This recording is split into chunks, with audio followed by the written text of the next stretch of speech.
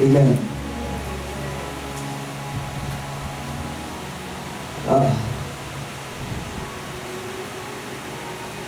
Mothers are a blessing. Mothers are a blessing. It is not shocking, even though sometimes we jokingly say it's painful, but it's not shocking that mothers will have 5 days in a year. And the fathers will have 1. No matter how much we talk, the truth about the matter is that no matter how strong a man may look on the outside, no matter how strong a man may be on the inside, you can never ever take the place of a woman.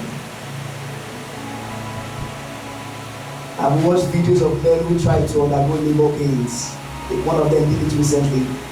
He plugged up a machine to his stomach and simulated labor pains on him, and he almost screamed to death. Just small thing that they put on him, small, very small, that I was very small for some minutes, and he screamed as though his life was about to separate from him. And yet there are women who go through that for 24 hours, 48 hours, and the big head of the baby has refused to come out.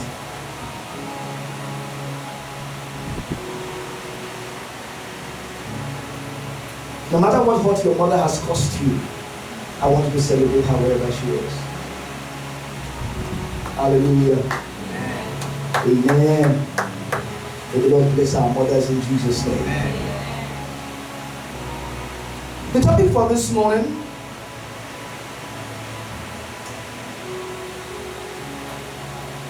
is the pathway to your palace. And by the grace of God, some of the things we're going to be looking at, I will connect them to who our mothers are. But this is the message I have for this morning for someone. Again, the topic is the pathway to your palace. And I will encourage somebody to take some good notes this morning.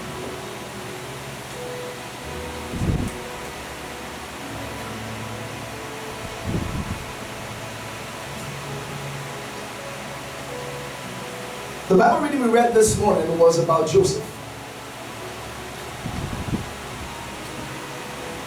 When he revealed his identity to his brothers, after it had gotten to the point where he could no more hide it from them. And so I want you to take this down, that as God's child, you were redeemed to reign. As God's child, you were redeemed to reign on earth. If you go to the book of Revelation chapter 1 verse 6, he said that he has made us kings and priests unto God his Father.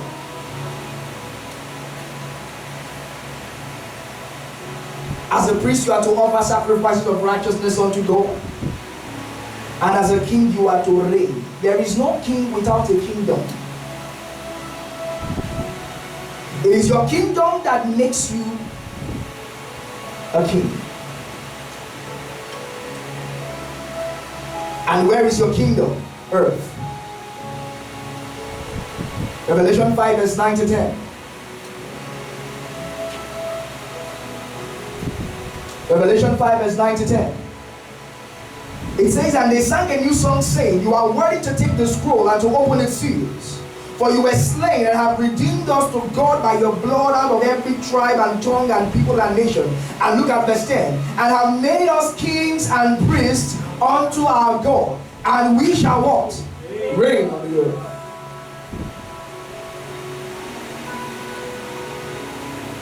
This is your domain.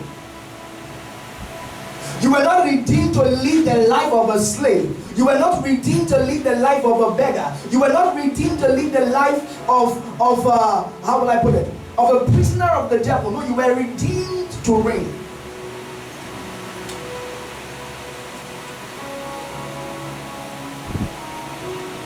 We are told that as God is, so are you in this world. Hallelujah. And that's why when you go to Jeremiah chapter 29 verse 11, take down these Bible verses. Because of my time, I'm going to move a little bit faster. Jeremiah 29 verse 11 says that, for I know the thoughts that I think towards you. They are what? thoughts of good and not of evil, to give you an expected end. New King James says a future and a hope. So I want you to preach to someone by your side this morning, and I want you to tell that person, say, neighbor, despite what you are going through, you have a glorious end waiting for you. If that neighbor is not giving you the kind of good vibes you need this morning, you can change your neighbor and look for another better neighbor and say, neighbor, no matter what you are going through, God has a glorious future waiting for you. And may you not miss it in the name of Jesus. Now, having established that you were redeemed to reign, this is the next point I want you to take note of. That you are ultimately responsible for the outcome of your life.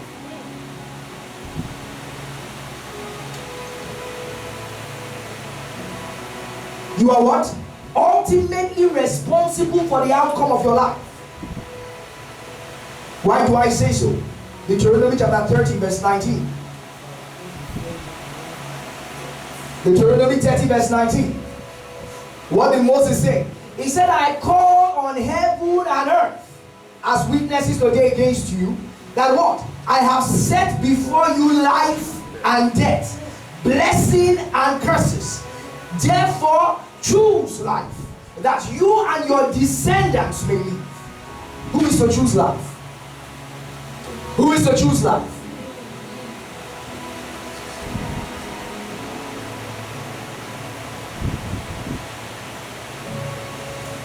And so even though God has destined you, even though God has redeemed you and made to reign, it is your responsibility to do what is necessary, to do what is needful to get to the palace of your destiny.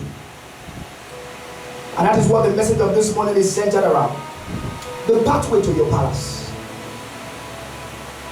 Everyone seated here has a palace at the end of their destiny. Because God's visions and God's plans for you, they are so big your mind cannot comprehend them.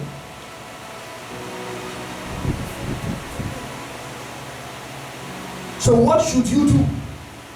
What is the pathway to your palace? I want you to pay very serious attention this morning.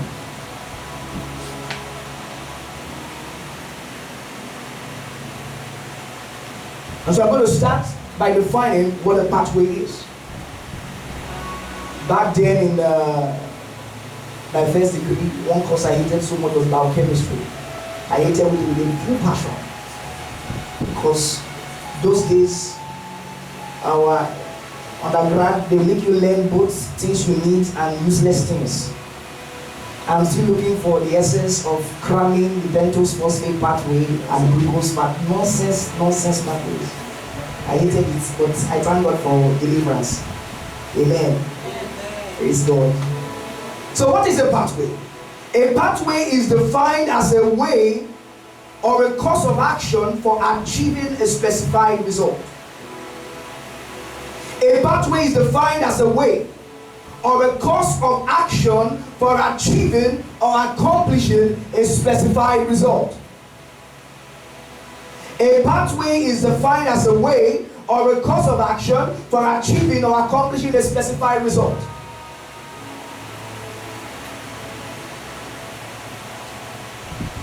So what is the pathway to your own past? Brother, if what we are looking at this morning is how do you move from where you are to where God wants you to be? Because like I said, God did not redeem you to live a useless life. God did not redeem you to put you in a hidden place. Matthew 5 verse 16, Jesus Christ said, therefore let your light so shine in your bedroom. Talk to me this morning, in your bedroom. Let your light so shine before your family. No, but let your light so shine before men that they may see your good works and give glory to your Father who is in heaven. Jesus Christ likened you to a candle upon a lampstand, to that city upon a hill that cannot be hidden. Tell your neighbor there is no hiding place for God's greatness. Preach to somebody this morning, there is no hiding place for God's greatness. So what is the pathway? I want you to take down these few points. I just have 7 points I'm going to touch very quickly because of my time. Learning from Joseph. Point number 1. You have to discover God's vision for your life.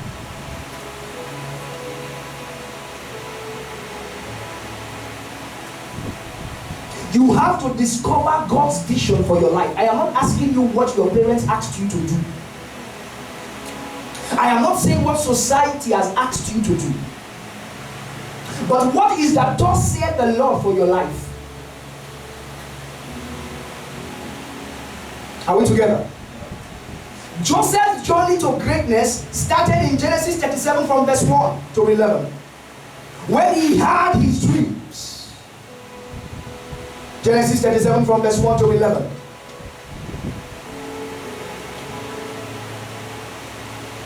That was when his journey started.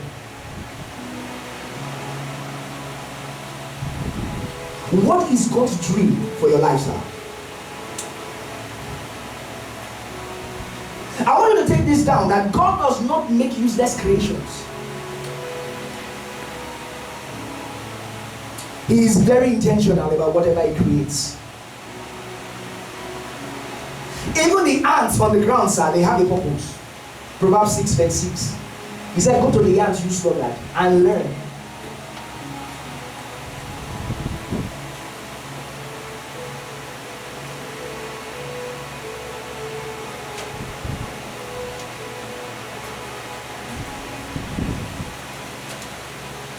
Jeremiah 1 verse 5 tells us that God has a reason for making every man on earth. He said, before you were formed in your mother's womb, I knew you. And before you were born, I had sanctified you and ordained you as a prophet to the nations. Hear me, sir. What is God's vision for your life? Because his provision for your life is in his vision for your life. Many of us today are living in another man's shadow. Many of us today are living up to the expectations of other people. Take this down. One of the most important questions you will ever ask can be found in Acts 9 verse 6. One of the most important questions you will ever ask as a Christian can be found in Acts 9 verse 6. After Paul had his encounter with the Lord Jesus, he said, Lord, what will you have me to do? I have met Christians who are afraid of asking that question because they don't want God to tell them something that they are not prepared to hear. But hear me, sir, when you stand before God, God is not going to judge you based on your own definition of success. No, sir. He is going to judge you based on his expectations of you.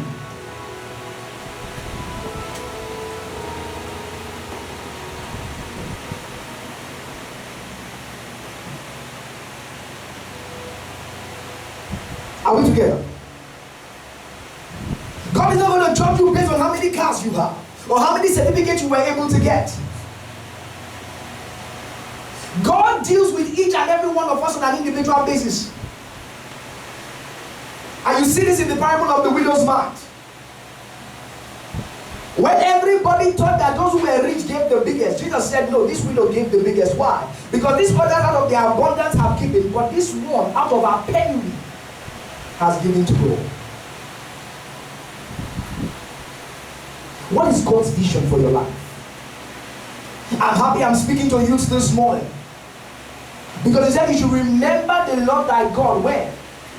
In the days of your youth. Ecclesiastes 12 verse 1. Not when you are old. Not after you have married. Not after you have given birth to 5 children, sir. But in the days of your youth.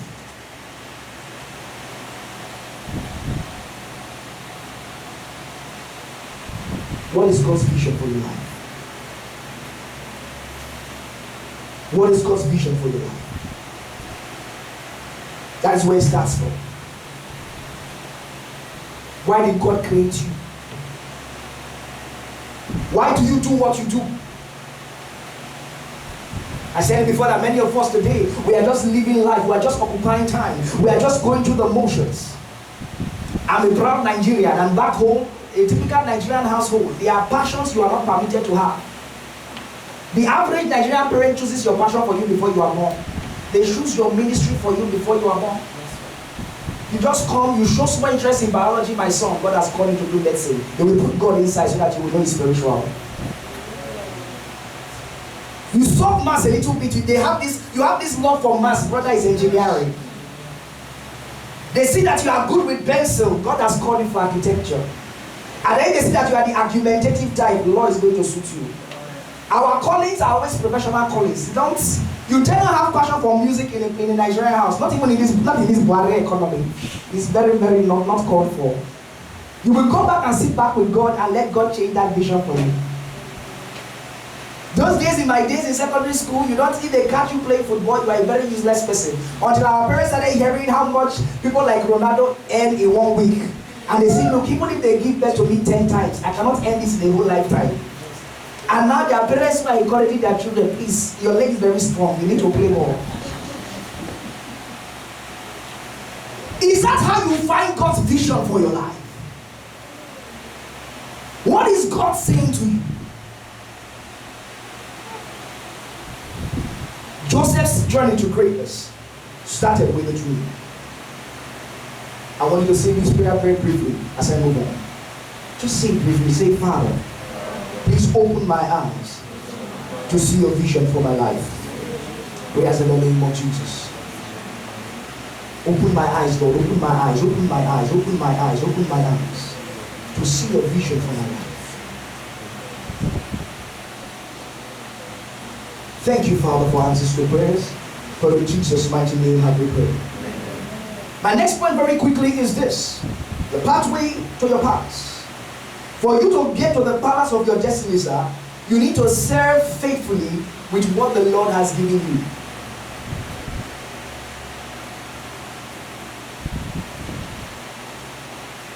You need to serve faithfully with what the Lord has given you.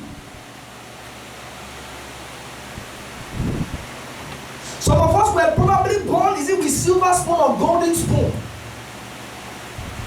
You were born into a family where everybody does things for you. You have the one that cuts your hair, the one that changes your pants, changes your diapers, changes your shoe. There are houses like that. You do not cook. You wake up, so there's somebody who wakes you up, there's the one who bathes you, there's the one who cooks your food, there's the one who comes to tell you your food is ready, there's the one who now carries you from where you are to come and eat. And then there are those houses after your mom has finished cooking, mommy, I'm not hungry. After she has spent 3 hours making this, you say, no, I don't want to eat, I want to eat ice cream and eat chicken. And they will, okay, I will get it for you. I thank God for my family. After you have gone through that stress and they tell you that you now open your own mouth to say you don't want, no problem. Fasting is very allowed. You want to grow spiritually, you will grow. So some of us have grown with this attitude of not wanting to serve. Look at Joseph, sir. He got to the palace through service.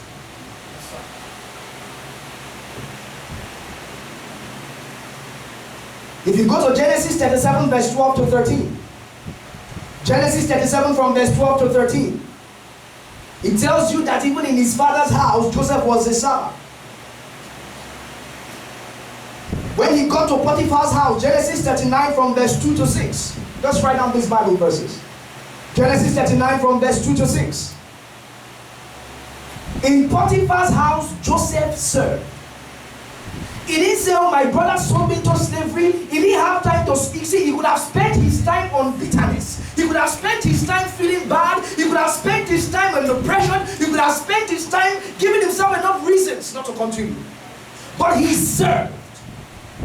And because he served, God was with him in his service. God was not just with Joseph because God loved him. There was something about this Joseph. He was a faithful servant. Even after he was thrown into Potiphar's prison, he continued with his service. It was in his service that he served the king's servants, one of whom remembered him. Hear me, sir. Entitlement mentality will not take you anywhere in life.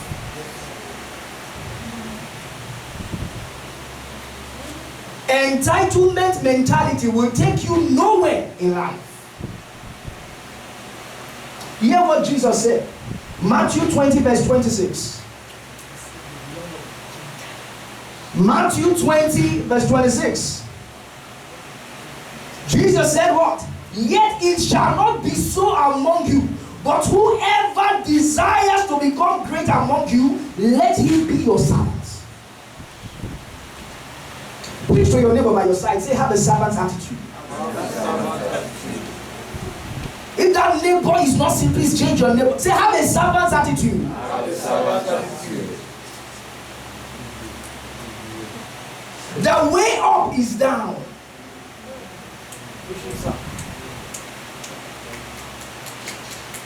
What is entrepreneurship? Meeting a need for a profit. At the base of entrepreneurship is serving a need. If you are being paid for doing nothing, you are a scam. That's the definition of scam.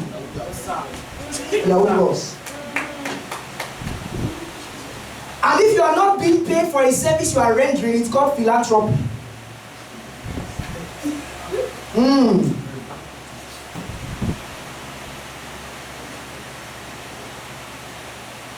Sir, what has God placed in your hands?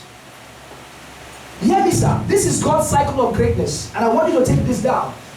God does not use you to serve you. He uses you to serve others who in turn will serve you. That is God's formula.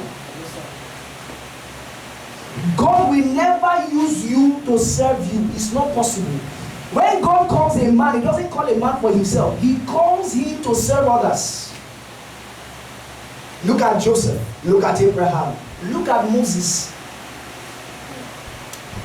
God does not call you. Even Jesus himself did not come to die for himself. Whatever God has given you is to meet someone's need. And if you are the Oga at the top that chooses to sit down and do not, you can never be great in life. It's not possible. It's not a curse. It's what Jesus said. If you want to be great, you have to serve. Because it is your service that will take you to the balance of your destiny. Yes, sir.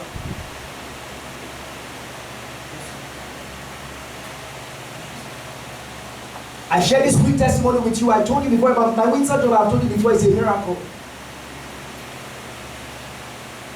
But one of the miracles in the miracles was this. Some time ago, one of the members of the admin called me and told me, do you know why you got this job? He said, because of the work you did when you were named before. What was my work? SFH president. But I was not a normal SFH president.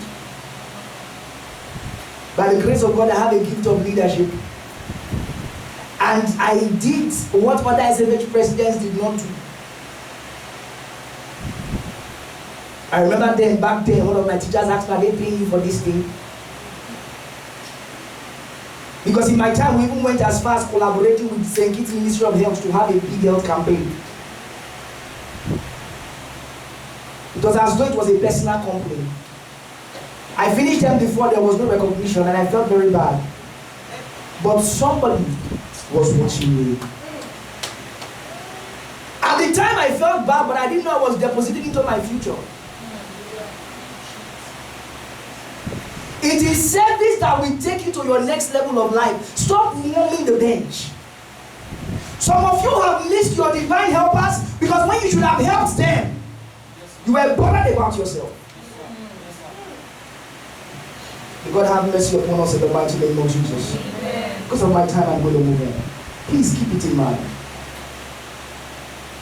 God will never use you to serve you. You go to Ephesians 4 verse 11 to 13.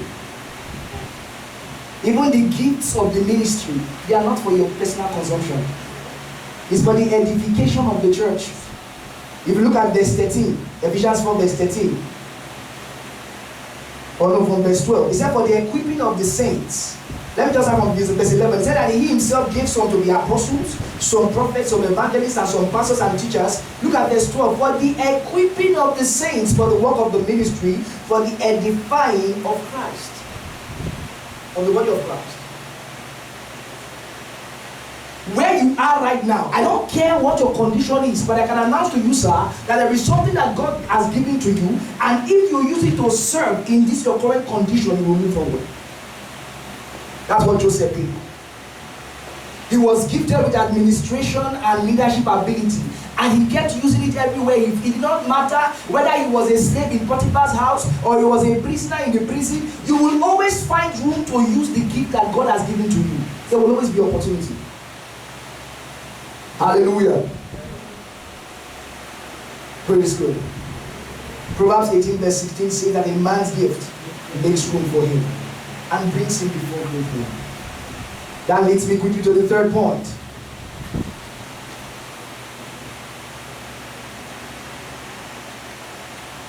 Ensure God is honored in all you do. In your pathway to the palace, you want to ensure that every step you take honors God. We are told concerning Joseph, he had an opportunity to have Potiphar's wife free of charge. Genesis 39 from verse 8 to 9 tells us that he refused his master's wife. And look at what he told her. He said, look, my master does not know what is with me in the house, and he has committed all that he has to my hand. There is no one greater in this house than I, nor has he kept back anything from me but you, because you are his wife. And he went on to say, how then can I do this great wickedness and sin against God? You want to get to the palace of your destiny, you need to, listen to me, I told you at the beginning, that it is your responsibility. You are ultimately responsible for the outcome of your life. The third responsibility you have to take very seriously is to honor God with everything you've got. Now more than ever before, there is so much pressure on this generation. Social media has become such a blessing and at the same time such a curse.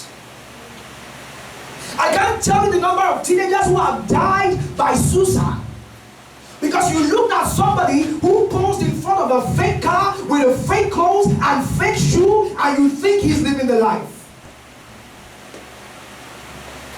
Back home, Yahoo Plus has become an occupation. It's a profession. People are even singing about it, talking about it, rapping about it, and some of us here are already looking at it. May the Lord deliver your eyes in the name of Jesus. Amen. See, when you are passionate about honoring God, you become a law to yourself. There were no 10 commandments in Joseph's time, yet he knew that sleeping with his master's wife was wickedness against God. Child of God, for you to get to the palace of your destiny, honoring God should be part of your life. So that when that man comes to tell you that, look, if you don't sleep with me, you don't get this job, you tell him, take your job and go to hell.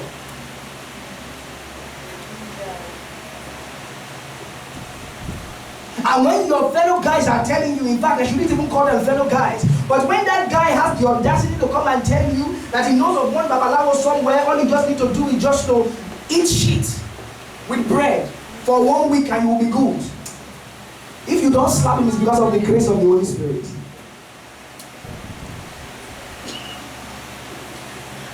The men are doing so many things. Now it's so shameful that a woman's part has become gold. Because at the days where women used to have these things peacefully, now you have to check. It's funny, but it's terrible. Somebody told someone, instead of giving yourself, just give yourself up for rituals, you will be better useful in that condition.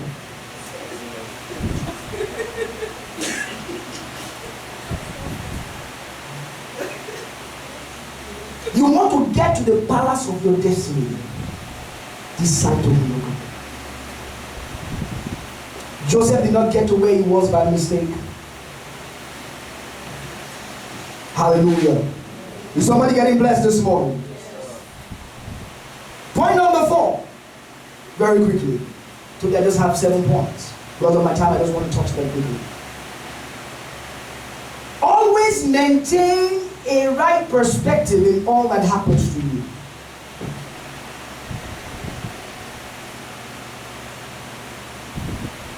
When you do point number 3, point number 4 will be easy. Hear me, sir. Did you notice that when God gave Joseph his dreams, God conveniently removed the part where he was going to be inside the pits, Potiphar's house and the prison? God didn't show him that part. God just showed him the end. You know, he knows the end from the beginning, so he just showed him the end of the movie. All Moses saw was the sun and the moon. All Joseph saw was the sun and the moon and 11 stars bowing down. The first one, he first saw 11 maize plants bowing down. Then he now added his father and mother in the second dream. So I will include everybody. But God did not show him the process. It's the same thing with many of you. Same thing with all of us. God will never show you the whole design of your life at once. One reason is because He's going to overwhelm you. He shows you in bits and in pieces. Because He needs to check if you are going to be faithful in little things. Sir, you want to get to the palace of your destiny. You have to learn how to maintain the right perspective. How do you maintain the right perspective? Learn to see God in all that happens to you. Romans 8 verse 28 says, and we know, not we are guessing, but we know, we are certain, we have a conviction that all things, not some things, not almost all things, but all things work together for good. To them that love God, to them that are called according to His purpose. He didn't say all things are good, but He said all things work together. Amplified says that all things are fitting into a plan for good. Tell your neighbor that God has a plan for my life. And it is a good plan. Maintain the right perspective. And then you feel the cost, and so what? Your money did not come when it was supposed to come, and so what? We society, if your balance is not 0.00, you are not going to take the exam, and so now you are going to spend, and so what? Because many of us have become disconnected from God, it's very easy for you to worry. It's very easy for you to complain. It's very easy for you to see the negative things that are happening to you. But listen to me. Joseph needed his brothers to sell him for him to get to Egypt. And he needed Potiphar's wife to do what she did for him to get to the prison. Because Potiphar wouldn't have just carried Joseph and put him inside the prison like that. Joseph was a special servant to Potiphar. So God had to allow a situation that would make Potiphar so much that he would send him away. That's why you wonder, where was God? Where was God when Joseph's brothers were sending him to slavery? It looked as though God was quiet. Where was God when Potiphar's wife was lying against Joseph? God did not strike her. Nothing. And Potiphar that loved Joseph so much could not even ask Joseph for his own side of the story. He just carried him and threw him. Where was God? But see, this was what helped Joseph. Go to Genesis chapter 50 verse 20. Genesis chapter 50 verse 20. Listen to what he told his brothers. He said, but as for you, you meant evil against me, but God meant it for good in order to bring it about as it is this day to save many people alive. That was his perspective. No matter what your enemies are planning against you, if God does not authorize it, nothing can happen. If you doubt me, ask Job. Devil had to take permission from God. Please, permit me. That God set boundaries. Okay, touch his body, but don't touch his life. So if it is happening to you, Brother Ross, it is because God allowed it. The man that said, I am going to marry you, and eventually said God has changed the vision, it is because God allowed it.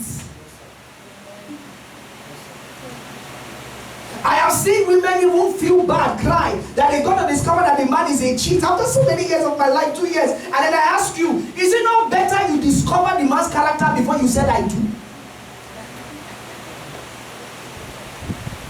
You wanted to marry foolishly first. God just saved your life from a lifetime of trouble, and you're here crying. Maintain the right perspective. He said all things work together for good. When you are in the center, see, God is committed to what he has commanded.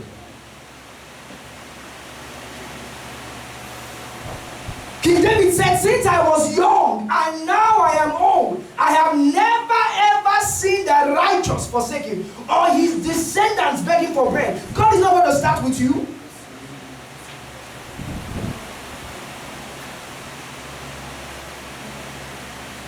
The reason why he remains God is because his word will never fall to the ground. Isaiah 55 verse 11, he said, no word. So shall my word be that proceeded from my mouth. It shall not be too evil. Learn to see. That is why point number 3 is important. You have to decide to honor God. Because Romans 8 verse 28 says that all things work together for good. Not just to anybody, but to those that love God, to those who are called according to his purpose. What is the proof that you love God? John 14 verse 15. He said, if you love me, you will keep my commandments. Not that you will sing it in a song, but write it in a poem. Or you'll be blowing kisses everywhere you are going. That's good. But you need to keep my commandments. As long as you are obeying God's commandments and you are at the center of his will for your life, you can't fail. It's impossible for you to fail. Because even when your enemies are plotting against you, God is using their plot. He said, no weapon that is formed against you shall prosper. And every tongue that rises up against you in judgment, thou shalt condemn it. But he went on to say that this is the heritage of the servants of the Lord. Maintain the right perspective. Stop complaining. Quickly, my next point. Of course, if you maintain the right perspective, you would naturally have an attitude of thanksgiving. That's my 5th point. 1 Thessalonians 5 verse 18 says that in everything give thanks. You can't tell me you believe that all things are working together for your good and you're always complaining. Now some of you that I like to call complainants. The sun is hot, the sun is high, you will complain. The rain now falls to put in place, you will still complain the rain is falling. God can never please you. The day sleep does not come, you complain sleep did not come. The day you now sleep, you say you slept too much. What is your problem? What is exactly? If we're just thankful that God is a God of mercy. If I were to be God, I will be giving people slap regularly. Like I will have angels whose main responsibility is just slap. When you talk nonsense, just immediately. I don't even want to, just immediately.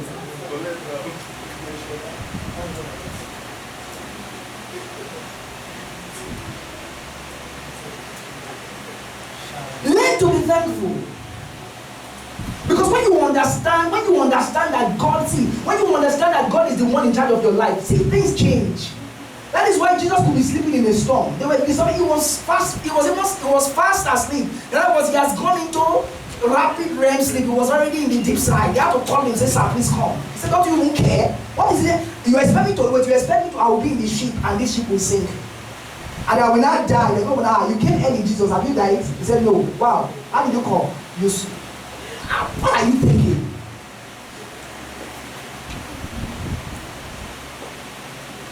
Be thankful. Tell your neighbor to be thankful. Thanksgiving is not what you do only on the first Sunday. Even some of us on the first Sunday, some of us are like rock. Mountain that cannot be moved. You stand there.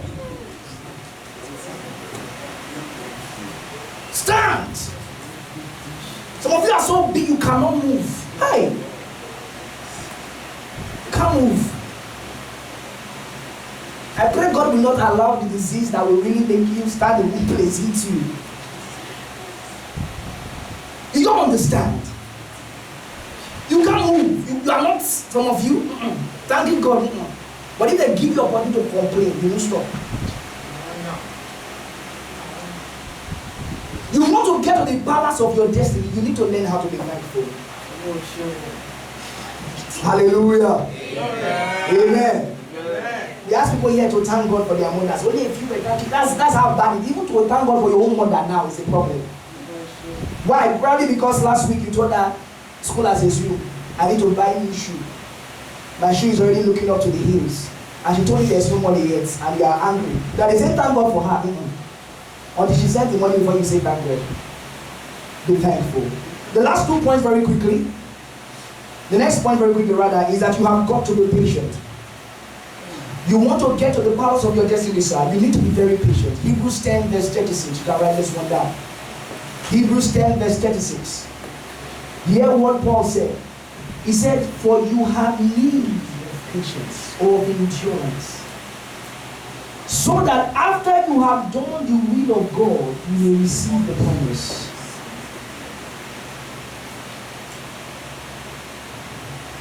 One problem we have in life is that we compare ourselves too much with people.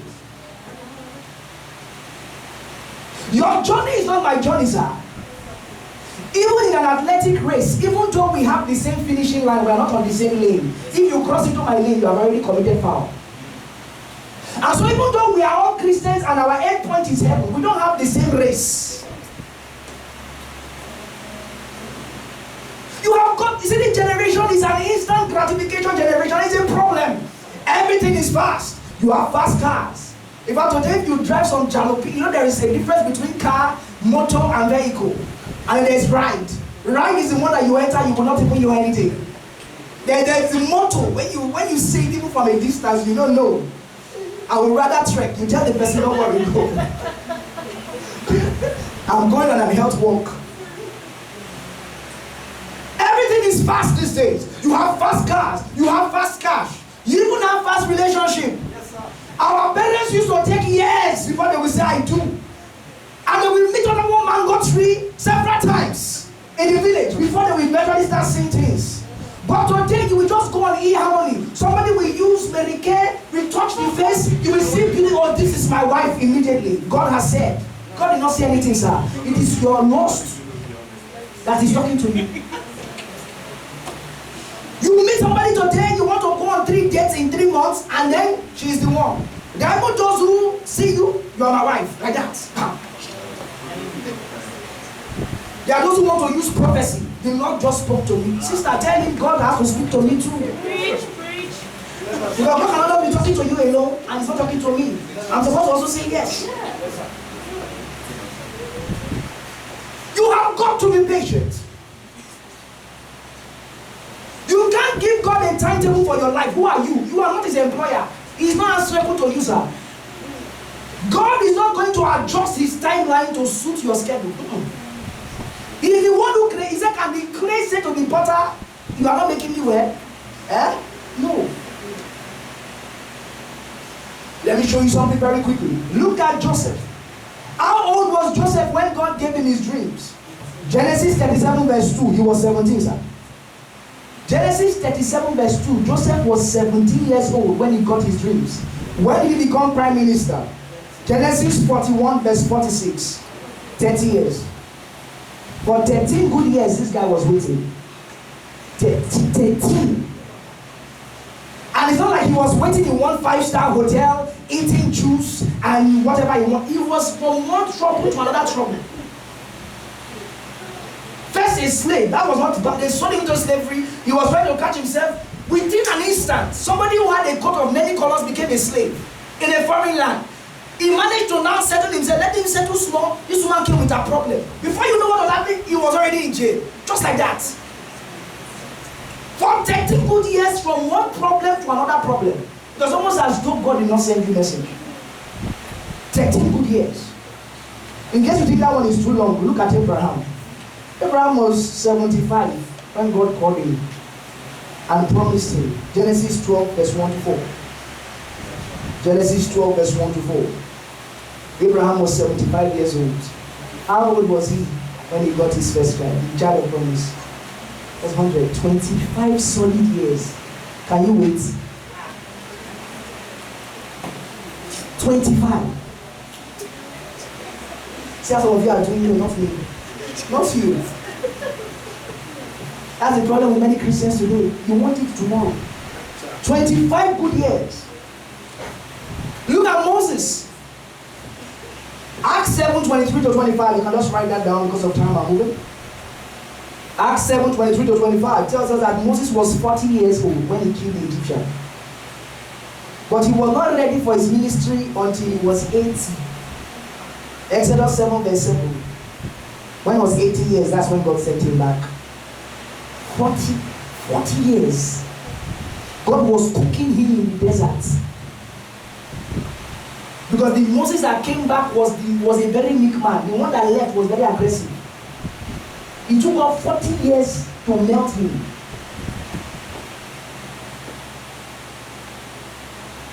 Be patient. Tell your neighbor to be patient. Stop giving God a timeline.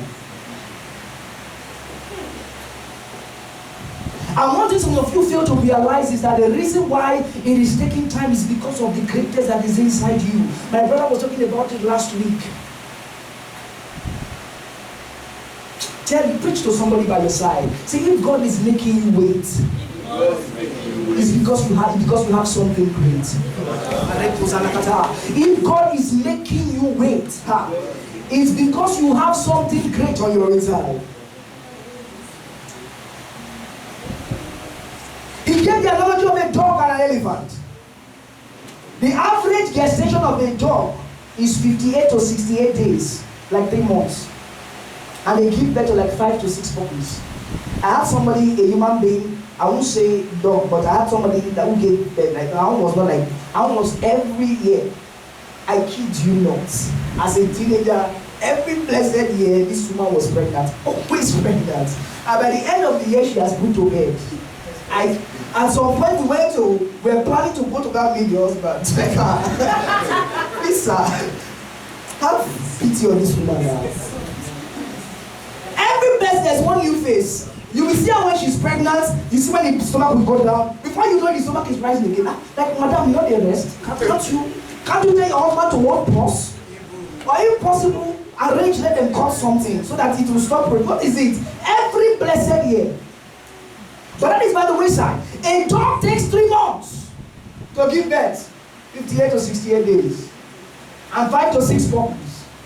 What is the average lifespan of a dog? 11 to 13 years. They're gone. But an elephant takes 18 to 22 months. Almost 2 years. And they only give birth to one at a time. Rarely they give birth to twins. But what is the average life of an elephant? 60 to 70 years. If I were to ask you to choose one animal, which one would you take? Elephant. See? But it takes 2 years. If God is making you wait, you will wait.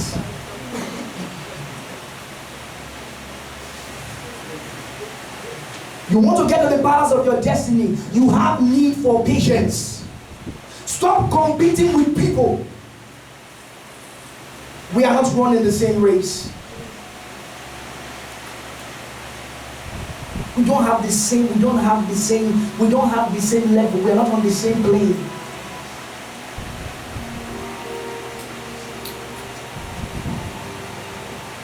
When I go for workout, I learn some lessons.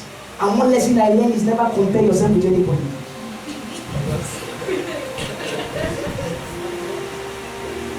I want you to take this. This is a life. I'm telling you, I kid you not, the Holy Spirit teaches me things anyway. Even at the gym, I learn lessons. Take this down. You can be inspired by people, but never be intimidated by anybody. Be inspired by people, never be intimidated. Because if you see somebody carrying 200 kg and you don't think it's easy, go put yourself there. You don't embarrass yourself and embarrass your life. And before you know it, they have to gather people to come and help you lift things.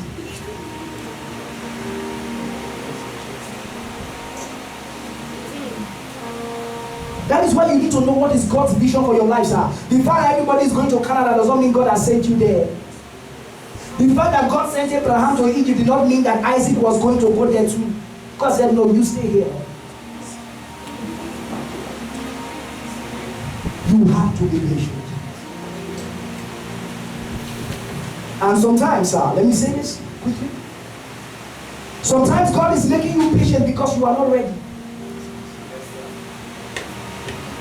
You are praying, oh God, bless me if you can give you $12 million. But God knows that the moment He gives it to you, my brother, that is going to be a straight visa to hell. Some of you are praying to God that you want to taste a dimension of His anointing. And God is saying, yes, my son, I want to give it to you. But you are not ready. Because with this your level of immaturity, if I allow you to touch that, you will not last 2 days. You will be dead.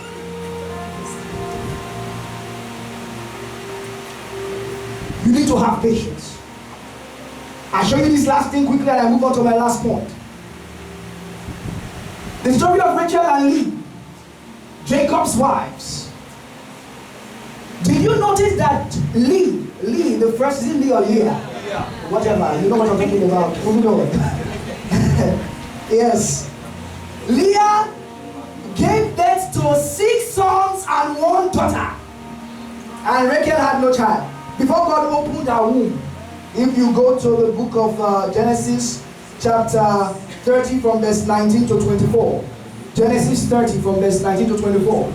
She had given birth to 6 sons and 1 daughter. And we are told that God remembered her. But listen to me. I thought that God was not fair.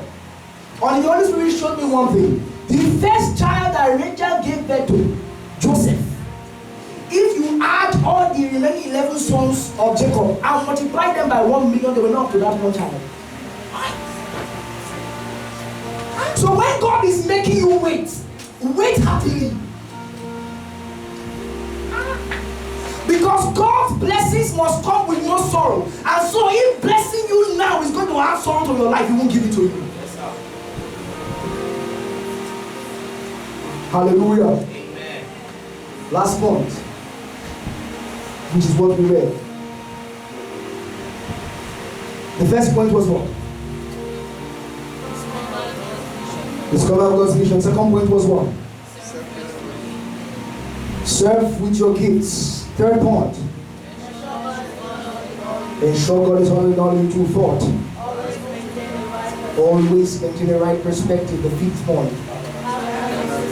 Have an attitude of thanksgiving. 6th. Be patient. Have patience. And then the last point for this morning. Forgive.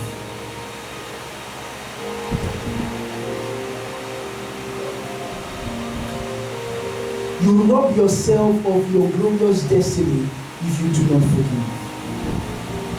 Once you understand that everything came from God, it's easier for you to let go.